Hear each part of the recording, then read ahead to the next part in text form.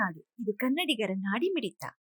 ಬಳ್ಳಾರಿಯ ನಿವಾಸಿಯೊಬ್ಬರ ಮನೆಯ ಮೇಲೆ ಇಡಿ ಅಧಿಕಾರಿಗಳು ದಾಳಿ ನಡೆಸಿದ್ದಾರೆ. ಬಳ್ಳಾರಿಯ ಎಪಿಎಂಸಿ ಪೊಲೀಸ್ ಠಾಣೆ ವ್ಯಾಪ್ತಿಯ ಮಾರುತಿನಗರದ ನಿವಾಸಿ ಹಿತೇಶ್ ಜೈನ್ ಎಂಬುವವರ ಮನೆ ಮೇಲೆ ಜಾರಿ ನಿರ್ದೇಶನಾಲಯದ ಅಧಿಕಾರಿಗಳು ಗುರುವಾರ ದಾಳಿ ನಡೆಸಿದ್ದಾರೆ. ಸಂಜೆವರೆಗೂ ದಾಖಲೆ ಪರಿಶೀಲನೆ ನಡೆಸಿದ್ದಾರೆ. ಬೆಳಗ್ಗೆಯೇ ಹಿತೇಶ್ ಜೈನ್ ನಿವಾಸಕ್ಕೆ ತೆರಳಿದ್ದ ಇಡಿ ಅಧಿಕಾರಿಗಳ ಒಂದು ತಂಡ ಪರಿಶೀಲನೆ ಆರಂಭಿಸಿತು ಎಂದು ತಿಳಿದುಬಂದಿದೆ. ಹಿತೇಶ್ ಜೈನ್ ಹಿನ್ನೆಲೆ ಏನು, ಯಾವ ವೃತ್ತಿ ಅಥವಾ ಉದ್ದಿಮೆಯಲ್ಲಿ ತೊಡಗಿಸಿಕೊಂಡಿದ್ದಾರೆ ಎಂಬುದು ಸದ್ಯಕ್ಕೆ ಖಚಿತವಾಗಿಲ್ಲ.